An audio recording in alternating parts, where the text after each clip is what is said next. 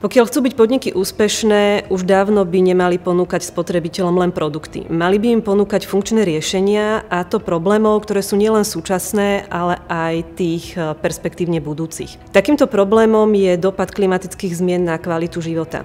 Podniky preto neustále rozvíjajú technológie, snažia sa bojovať proti diskriminácii a prinášať nové udržateľné riešenia, ktoré budú spôsobile udržať túto planétu rovnako kvalitnú aj pre ďalšie generácie. Spoločenská zodpovednosť je pre každý jeden podnikateľský subjekt.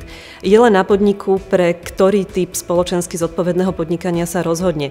Či pôjde cestou environmentalistiky, ekonómie alebo sociálnej spoločenskej zodpovednosti. To, čo je v súčasnosti trendom, sa v blízkej dobe stane štandardom. A je preto nesmierne dôležité, aby sme na tieto súčasné trendy a budúce štandardy systematicky pripravovali našich študentov, ktorí sa s nimi stretnú v praxi.